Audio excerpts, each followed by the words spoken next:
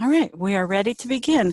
Today's webinar will focus on how implementing an experiential model of STEM experiences that focus on social and emotional learning helps youth in out-of-school time programming excel.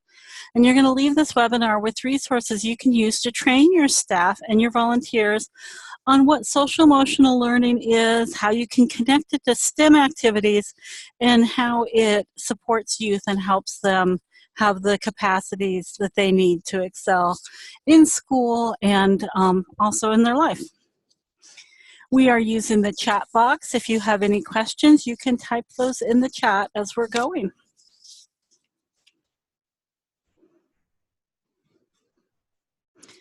Let me pull up our PowerPoint. All right. I want to start out by defining some terms. Social emotional learning is a process through which children, youth, and adults acquire and effectively apply the knowledge, attitudes, and skills that they need to understand and manage their emotions, to set and achieve positive goals, to feel and show empathy for others, to establish and maintain positive relationships, and to make responsible decisions. That sounds like a really big task, doesn't it? But that's kind of the broad spectrum of what we are talking about when we're talking about social emotional learning. And you can see how these skills are important for children to succeed in school, in work, and throughout life. The definition of social emotional learning that I just shared and will be using throughout the webinar today comes from CASEL, and you can visit their website at casel.org to learn more about how they define social emotional learning and the research that's being done in this area and how it impacts young people. We're also focusing today on STEM. That's science, technology, engineering, and math, and specifically how the social emotional competencies I just talked about can be developed through STEM learning experiences, and how developing social emotional competencies can help youth excel in STEM. You can learn more about the STEM practices that we're going to be talking about today at the National Science Teachers Association website at ngss.nsta.org, and that'll take you to the page that they've developed on next generation science standards, and it will explain the practices that we're going to be focusing on around STEM.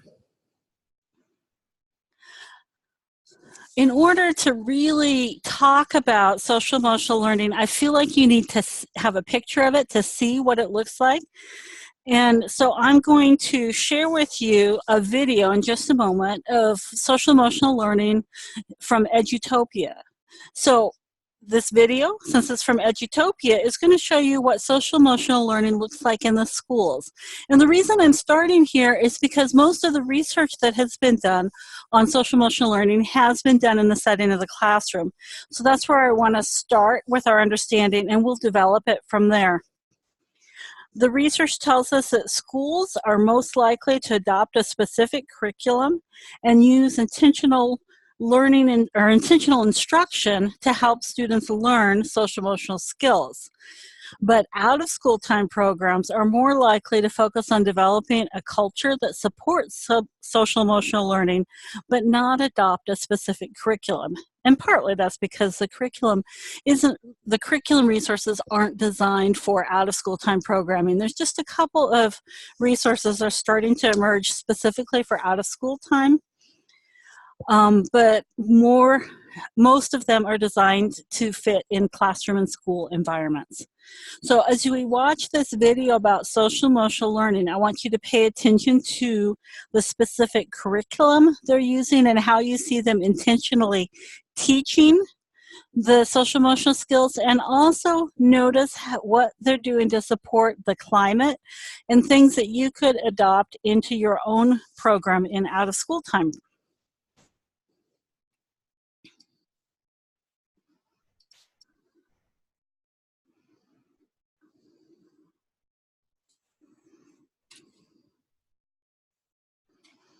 Let me just a moment to pull up the video.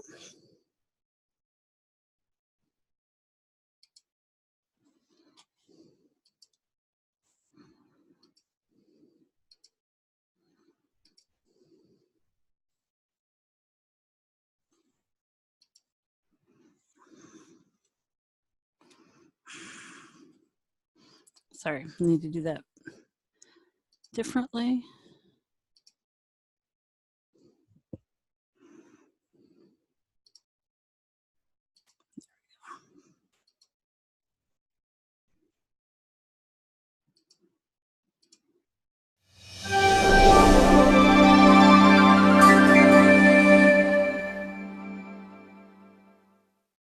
How many of you know a boy or girl here at school who gets picked on and left out and never included and laughed at all the time? School can be a mean and dangerous place. Raise your hands high, high. Evidenced by headline-grabbing tragedies and subtle daily slights. Gina, why don't you shut up? Who cares what you think? Fortunately, there is growing consensus that teaching social and emotional skills in school can make a difference. We're going to use it as a tool to help us solve problems. And there are a number of programs like Resolving Conflict Creatively that teach those skills. To the room and said, "You going to wear those old rags to school?" We are talking about a whole new vision of education that says that educating the heart is as important as educating the mind. And so it's about equipping young people with the kinds of skills they need to both identify and manage their emotions, to communicate those emotions effectively, and to resolve conflict nonviolently. No, it's not. As part of a school-wide effort to create a positive environment, fourth graders at Brooklyn's PS 24 act as peace helpers, teaching younger students how to handle conflicts. When the peace helpers were helping solve the conflict, what did you see the peace helpers do? I'm still learning, because if I go into 6th grade next year, I need to learn how to control my anger, because I have a serious temper problem. Emotional intelligence is just a key human skill, but it also turns out that kids who are better able to manage their emotions, for example, actually can pay attention better, can take in information better, can remember better. In other words, it helps you learn better. Benefits of social emotional learning programs include improved academic performance and attitudes towards school, a reduction in violence, bullying, and other negative behaviors, and an improved school environment for children and adults.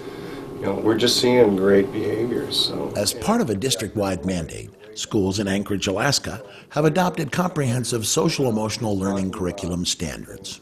I'm a curriculum coordinator, so I am seen in the same office as the language arts coordinator, the math coordinator, the health coordinator, etc. To show just visually, politically, everything else that we are going to value this like we value any of our other curriculum.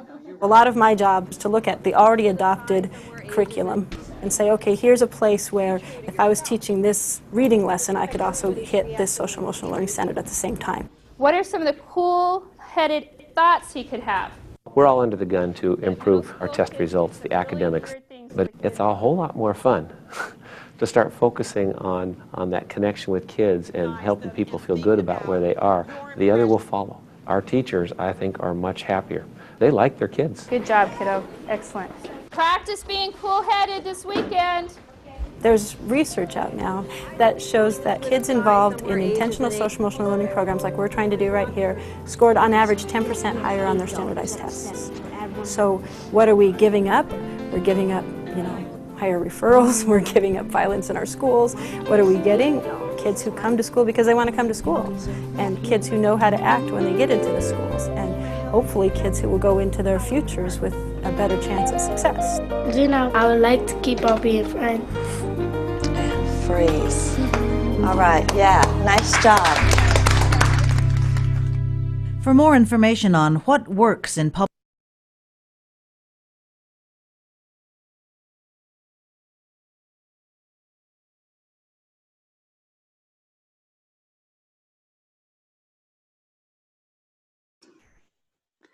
All right, I want to invite you to share anything that you noticed or were particularly intrigued by in the video in the chat box. And again, think about those questions that I mentioned earlier. How did they use intentional curriculum and intentional instruction to teach social emotional learning? And how did they create a culture that supported social emotional learning? What are things that you saw that you could pull into your program, even though it may not look or be run quite like a classroom? Some things that I noticed in the video, and again, I encourage you to share in the chat box if you want to add to this discussion.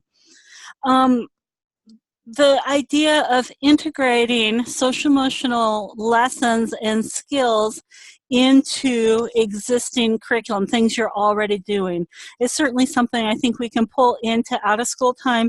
And that's what I'm going to be focusing on today specifically, is integrating this into STEM activities that you're doing, because I see a good synergy there between social emotional learning and STEM.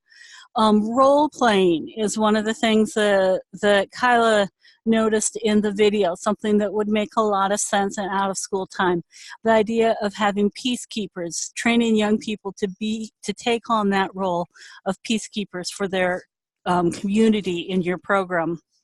The idea of youth teaching youth. They had fourth graders teaching younger students. And that's something that we do a lot in after school or out of school, because we have blended age groups and we have the opportunity to have youth teaching youth. One of the things that Susan points out is there's often a separate time for social emotional learning. And that's not what we're going to be talking about today. We're going to be talking about integrating it and making it part of your culture. And so I think we need to think about what that means and whether that is an advantage or a disadvantage to not have separate time that is for social emotional learning.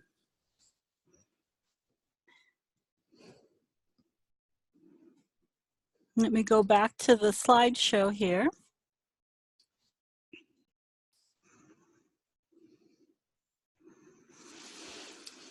Okay, let's look at these social emotional competencies in a little bit more detail and see how they can apply to the work that we're doing.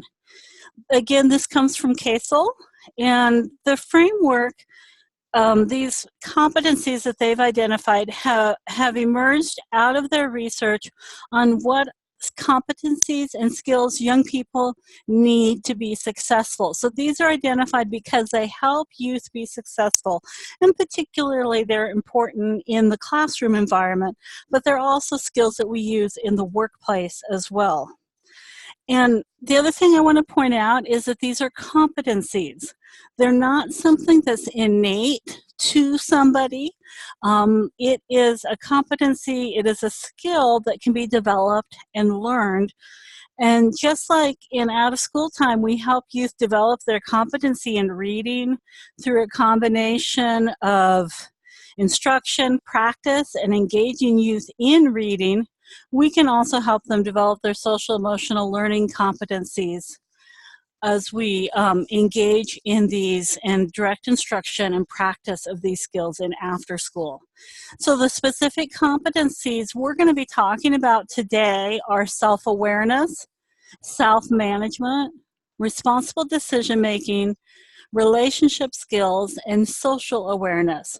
So we're going to be thinking about how we can use the activities that we do in out of school time to specifically develop these competencies for young people. And we're also going to be focusing on the 8 practices of science and engineering that are emphasized in the next generation science standards. And so here's a list of those practices. These are things that we want youth to know and be able to do as they're engaging in STEM activities: to ask questions and define problems, to develop and use models. We want to see that youth are planning and carrying out investigations, analyzing and interpreting data, using mathematics and computational thinking, constructing explanations and designing solutions, collecting, evaluating, and communicating information, and engaging in argument from evidence. So these are the sort of practices that we want to emphasize in our STEM activities. And we want to think about how these STEM practices connect to the social and emotional competencies that we just talked about. And I think you'll be able to see some overlap here. When we put the two of them side by side and think about them together, you can see that STEM practices and social emotional competencies both emphasize personal development of self-awareness, problem solving, communication, and other skills. And it's this middle ground that I want to focus on. And specifically today, I'm going to be looking for opportunities to develop self-awareness, problem solving, and communication. And the conversation continues in the chat box about integrating social emotional learning versus having separate time for both. And one of the things that we're discussing is when there's a curriculum that gives us a separate time, just like we have time for math and time for reading and time for science in the classroom. When schools adopt a curriculum, there's time for social emotional learning. But in out-of-school time, we tend to have more integrated activities, or we might read a book and do a STEM activity related to that. So now we want to bring social emotional learning into that mix and think about what are the competencies that we can help students practice and develop as we're doing STEM activities. Well, one of the things that we know from research on social emotional learning is that these competencies are developed through experience and reflecting on their experience. This is a key takeaway. To help youth develop social and emotional and STEM competencies, OST programs must provide intentional learning experiences and opportunities to reflect on those experiences. And then think about how the lessons that they have learned can be applied to other areas. We talk about experiential learning and reflection in STEM often. They're also important in social emotional learning. So that's one of our key takeaways that we want staff to understand, that they can provide intentional learning experiences that focus on both STEM competencies and social emotional competencies at the same time. And they're experiential, hands-on, but they must also include opportunities to reflect on those lessons learned and think about how they apply in other areas of life. And that reflection part is just as important as the hands-on experiential part. They don't work separately. They don't have the same impact if you do just one of them. You need to do both together. Now, as we think about putting these ideas into practice, remember, competencies can be learned. Competencies are developed through practice. In fact, research on social emotional learning has shown that out-of-school time programs are effective in developing social emotional competencies when they are focusing specifically on developing those skills. The research also shows that professional development is critical for staff having, or for programs having success in this area. So you need to think about not just how you want to implement social emotional learning in your program, but how you're going to prepare your staff to do that in order to have the effort be successful. Out-of-school time programs are also more impactful when they align what they're doing with social emotional learning to what's being done in the school day. And a lot of programs are already doing that with behavior management, with their reading or STEM activities, talking to teachers, communicating with the principal to understand how things are done in the school, what language is used, what activities are being taught, and then connecting those to what's happening in the after-school program. It is really crucial, and that's the first step that I have for you for putting this into practice. The very first thing you need to do is connect with your school, our schools that you partner with, and learn how they're approaching social emotional learning. If you can align what you're doing with their approach, it's going to be much more successful for the students.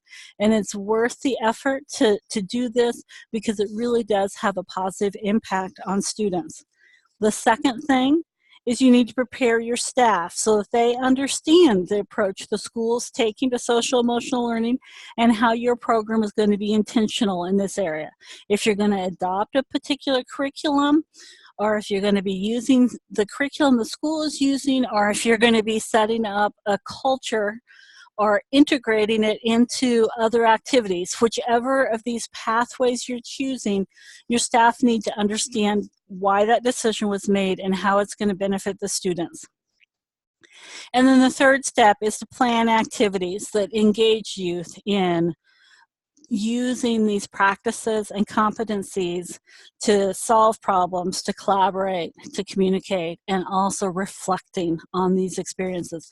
And again, I can't emphasize enough how important it is to reflect on the learning in order to support youth in actually developing the competencies you're trying to teach.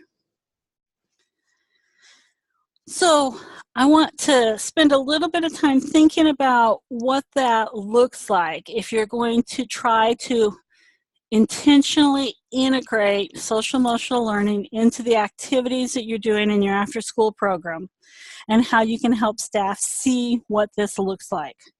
So I'm going to share with you a video from Click to Science of youth who are designing and testing foil boats. As you think about this, as you watch the activity, think about how it could be adapted to be more intentional in teaching social emotional learning competencies. And also think about how you could have this conversation with your staff, how you could share a video like this and discuss with your staff how they can implement this. So we're thinking about both the professional development side and the experience that the youth are going to have.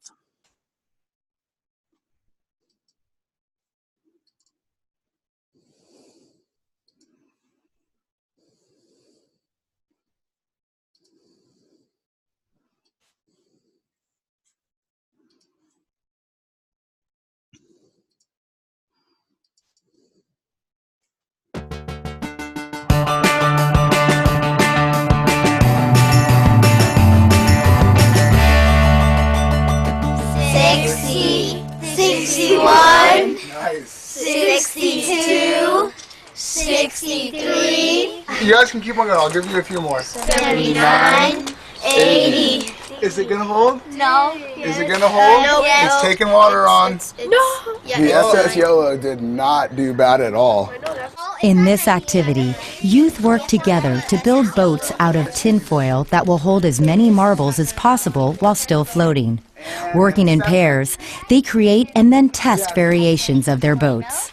Students are encouraged to continually collaborate with their teammates to design and redesign their structure. You guys only have one piece of aluminum foil to build this ship. The key is to figure out how we are going to shape our ships. Speedboat's kind of like pointy at the front and then kind of like curves the back and then it's like straight at the back. A cruise ship is bigger and it's like a triangle. I think you should have like a line right here in the middle dividing it and then make like, so that way it'll have an equal amount of weight on every side. And so what are you guys going to do with this side? We're gonna make the sides bigger and then the floor smaller. Okay, cool. That makes sense. We know that the Titanic was kind of shaped like this and then sort of rounded like that. So we think it might like actually float on the water. I noticed that you guys have really, really high walls. Do you think that's going to work out? What's the benefit of that? Like if the water starts sinking, it'll still have a long time to last. Okay, awesome. Yeah, that totally makes sense. Let's try it out. 30. All right, so what are you guys at so far? 30. And what do you think is going well with the design of your boat right now? I think it's because of the thickness and that the way we're placing it to like even it out.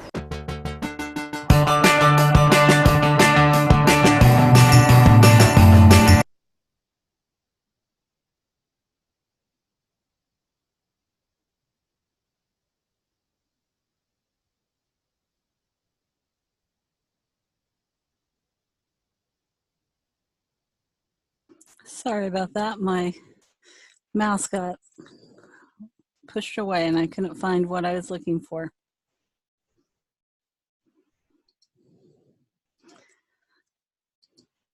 So as we go back to the PowerPoint here, think about, what did you notice in the video?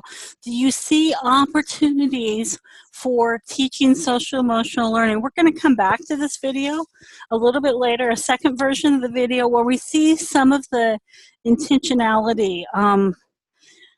Earlier, I was talking about problem solving, communication, and collaboration, and self-awareness as areas where youth have the opportunity to practice their social emotional competencies through STEM activities.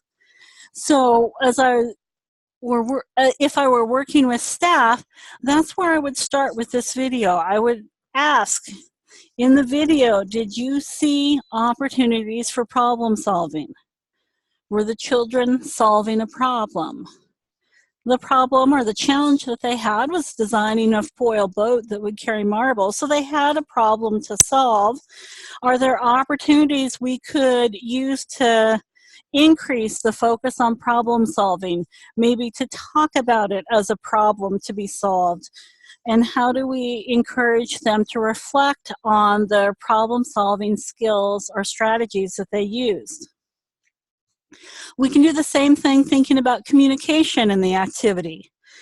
How does the activity support youth in expressing themselves and building their communication skills? How can we help them reflect on these skills and what they are learning at the end of the activity or even in the middle of the activity? And then self-awareness. Self-awareness is understanding your own thinking, your emotions, and your competency in this area, knowing what your limits are. How does this activity help youth develop self-awareness? How could we make it more explicit in the activity, and how could we reflect on that learning? Could we equate the idea of putting marbles in the boats to having stress in our life? And each of us is like the boat, and we can carry a certain number of marbles, and then we may need some help from someone else as we're sinking deeper into the water.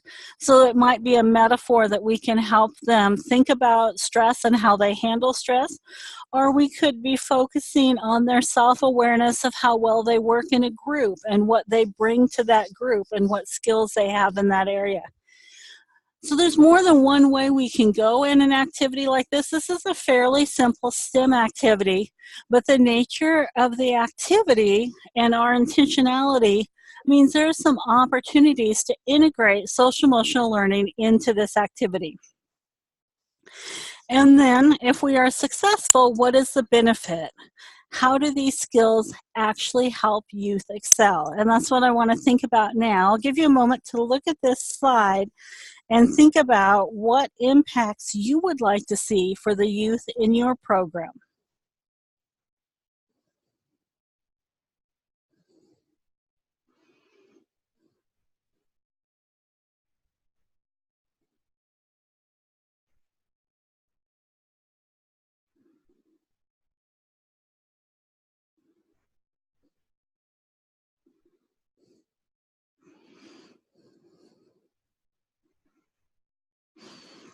So the numbers you're seeing here come from a meta-analysis, a study of several smaller studies that really looks for trends across the field related to using direct instruction on social emotional learning.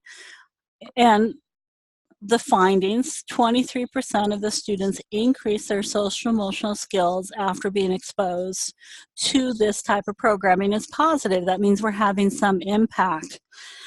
Some of the other findings, though, may be a little bit surprising.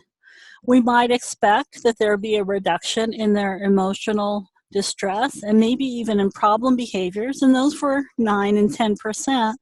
But there was also an 11% increase in their achievement test scores.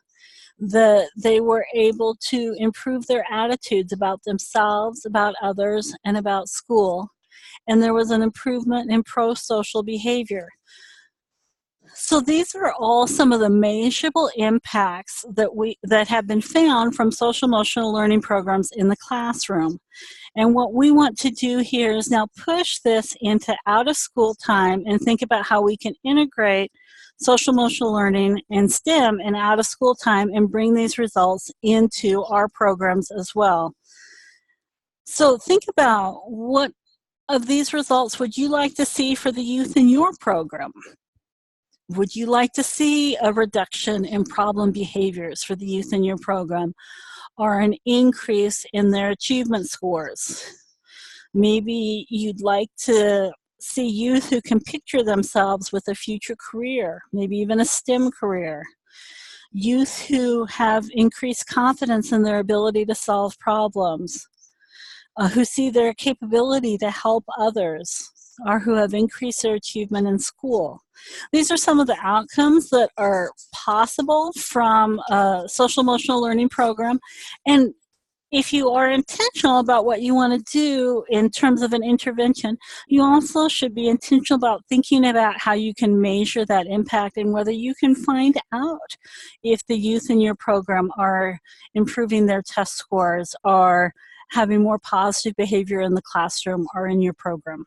These are things that can be measured and should be measured when you're making an initiative like this. Now I want to move on to another key takeaway that I want you to have when you leave this webinar, and that is about relationships.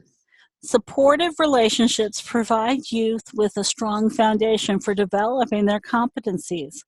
And there's some research that's been done on how you can develop positive relationships that are going to support young people in this way. And so I'm going to share with you some of the research from the Search Institute about relationships and the relationships that youth have specifically in out-of-school time. So the first fundamental research is that students who have more strong relationships are more successful. So in this chart here, you can see on the right-hand side of the screen, 22% of the children who were surveyed said they had no strong relationships. On the left side of the screen, when you combine the yellow and the green areas, you've got 28% of the youth who said they had 4 or 5 strong relationships with adults. And what the findings from the Search Institute indicate is the more strong relationships they have, the more support young people have, and the less problem behaviors that they exhibit. So the idea here, I think, is clear. More positive relationships with adults is going to benefit youth.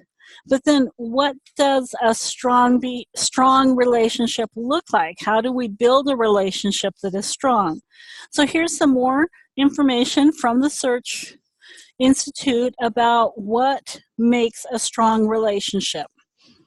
So they've defined these 5 elements that are important to strong relationships. And when they see all of these elements that are often or very often part of a relationship, they define that as a strong relationship. So if you say that the adults in my life often pay attention when they are with me, that's an indicator of a strong relationship. When all of these are in place, that's the goal. So in a survey, and we saw some of this data on the previous page, 25,395 youth, grades 6 through 12, across the U.S., 67% of the young people on that survey said they felt that the youth program leaders in their lives challenged their growth. So that's the second column here. That was the highest. Youth leaders were very good at challenging them, insisting that they continuously try to improve themselves. 54% said that the youth program leaders in their lives expressed care, that they were able to show the young person that they liked him or her and they wanted the best for them. Now we're dropping a little bit. 50% of the youth said that their leaders provided support to help them complete tasks and achieve their goals. 52% said their leaders shared power with them, that their leaders heard their voice and let them as young adults or teens have a share in their decision making. And only 40% of the youth felt that their youth program leaders helped expand their horizons to help them see possibilities in their future. Now, this survey included all the youth programs that children participated in. So these included youth programs in their community, at church, through sports, through the arts, anywhere where they were in out-of-school time programming aimed at young people, not just their after-school programs. But I think it's clear here that there is room for us to work on building stronger relationships with youth that help them have a positive view of their future and develop their competencies. The ones that were lower were around sharing power and exploring possibilities. And these are things that we can be good at in after school if we're intentional about them and think about how we can ask students for their opinions, listen to their opinions, and consider their opinions when we're making decisions about how to run our programs, what clubs to offer, and those sorts of things. How we can expose children to new ideas and experiences and places, introduce them to mentors and others who can help them grow and develop. These are all things that we can do in out of school, and the more strong relationships the youth in our program have, the more people they believe sincerely care about them and believe in their success, the more successful they're going to be. That's what the research is telling us, that when they have 4 or more positive relationships, they tend to have positive behavior and develop the social emotional competencies that we know are going to help them in their life. So, as I mentioned earlier, it is important, the research tells us, that we provide professional development for staff around this idea of social emotional learning. Adults need training and support in order to effectively integrate social learning into their practice. So I've pulled together some resources that I think would be helpful for you in providing some hands-on interactive experiences for staff to help them build their knowledge and learn from one another about social emotional learning. Now, at Collective Science, we don't have a specific curriculum on social emotional learning that we are advocating, but we have several skills like facilitating inclusive learning environments and helping youth learn to collaborate that can help you set up an environment that emphasizes these skills. So, to help you think about what this would look like, we did model earlier, and we're going to continue to model what a professional development conversation might look like in your program around this idea of social emotional learning. So remember, we watched the foil boats activity, and we're thinking about what the potential was in that activity to develop social emotional competencies. We're going to see another clip of this activity where the staff is specifically focusing on encouraging collaboration and helping them work with their partners in designing, building, and testing their foil boats. The STEM content is around buoyancy, but these practices of working together, of being aware of you're self-aware of yourself in your partnership and collaborating and communicating together are all part of the activity as well. So as we watch this second video, I want you to pay attention to what are the specific opportunities that are included here for social emotional learning and how this activity is facilitated.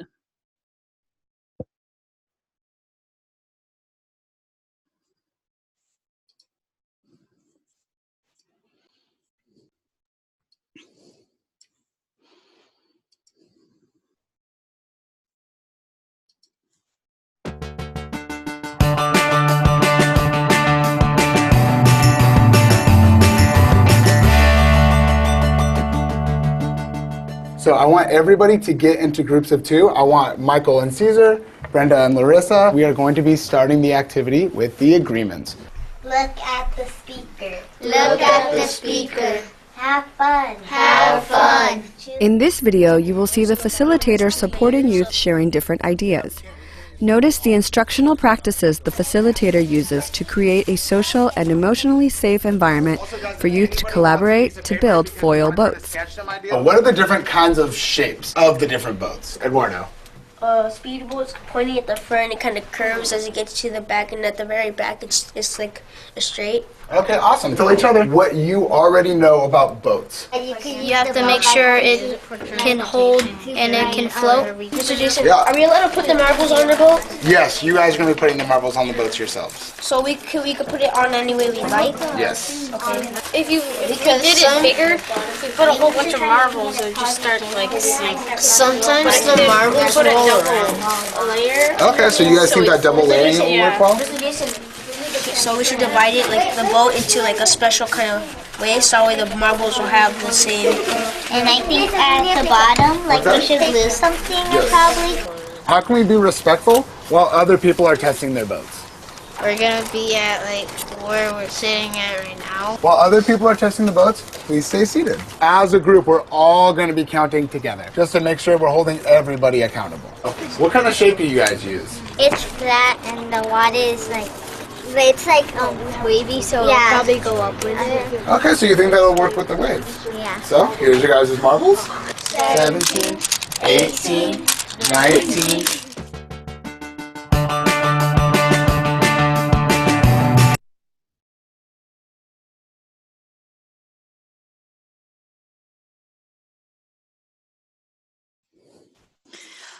So this was the same activity, but it was edited a little bit differently, and I think it pointed out some different aspects of the experience. Are you able to hear me? It sounds like, yes, okay. I think the audio is working now. When I first came back, it sounded like it wasn't working. Okay, so the second video, same activity, same facilitator, but we're really looking at different aspects of that learning experience and how there are some pieces that he's included in this that really emphasize those social emotional skills, even though that wasn't necessarily his intention or our intention when this video was filmed. So you can share in the chat box if you'd like anything that you noticed in the video. And I see there is a question there from Miracle as well that I will get back to in just a moment. Some things that I saw in the video that I want to point out in terms of intentional instruction around STEM activities. One of the things that I noticed was the agreements at the beginning of the activity. The staff shared the agreements together. That's an important part of their culture that they've created in this program, and something that they do each day that helps set those expectations, and it helps build a sense of self-awareness and self-management of what the young people need to do to manage their behavior to participate in this group. A second thing that he did in this activity is have them in groups of 2 so that they have an opportunity to communicate and collaborate together. In the discussion, he specifically asked, how can we respect each other while testing the boat? So again, that opportunity for them to practice self-management and self-awareness. He used a lot of open-ended questions to encourage students to share their ideas, their expectations for polite and respectful behavior, asking students to explain their reasoning. Susan pointed out that those questions he used were very important. And Bev pointed out that they were building relationships as they're working together. And you can see a sense of positive relationships and how he interacts with the young people and how they interact with one another. So this is a good example, I think, of what a STEM activity that integrates social emotional learning looks like.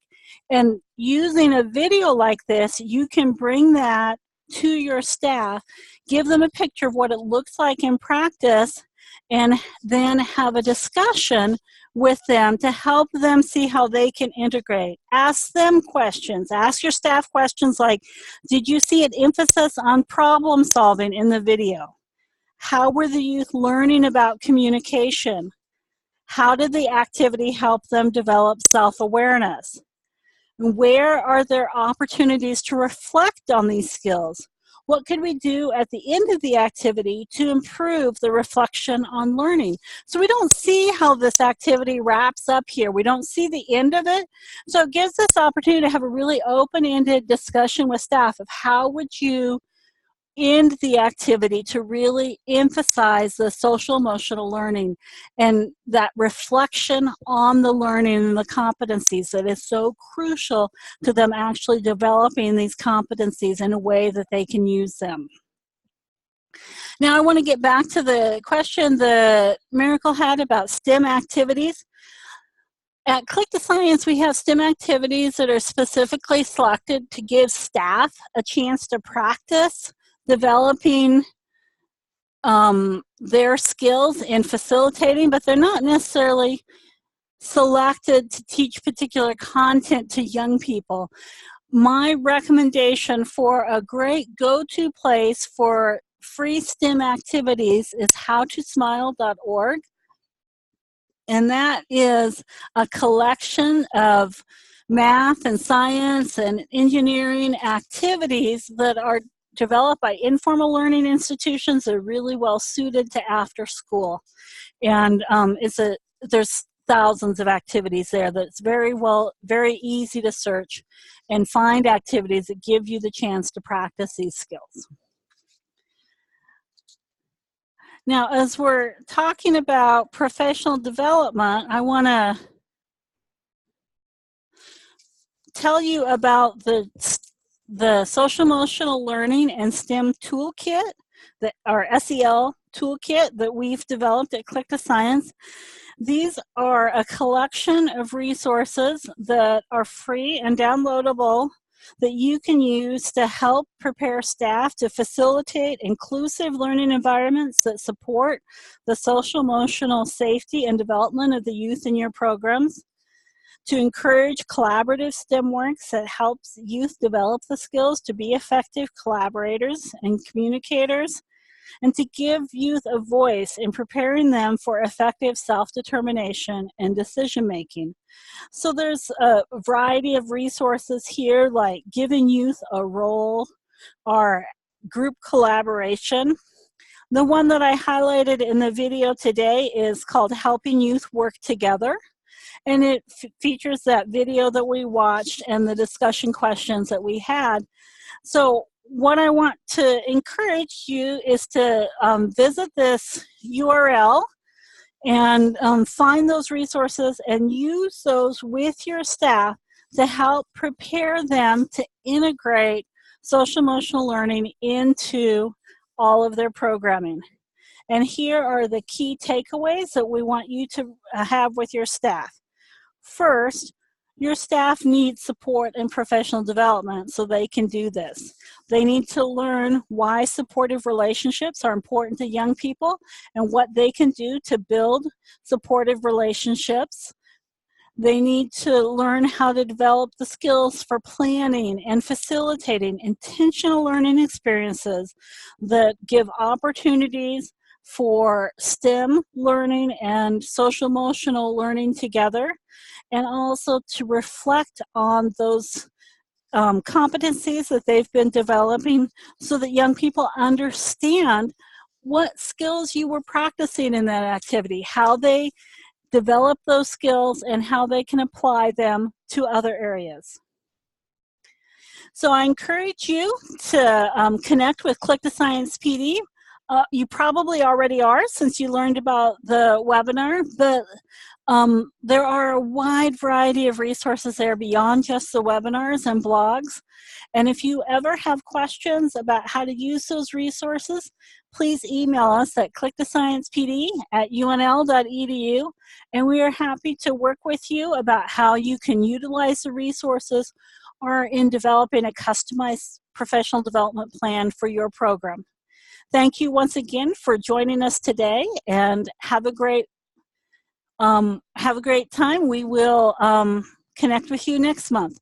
We do live professional development. I see that question in the chat box. We can send a trainer to your program to facilitate these sort of experiences for you. We have trainers across the country that can do that, or we can have somebody from the Click the Science team come into your state to do a trainer institute or to do a training for frontline staff.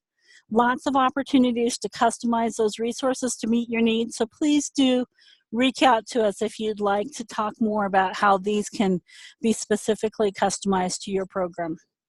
Thank you for joining us, and please share these resources with others in your program.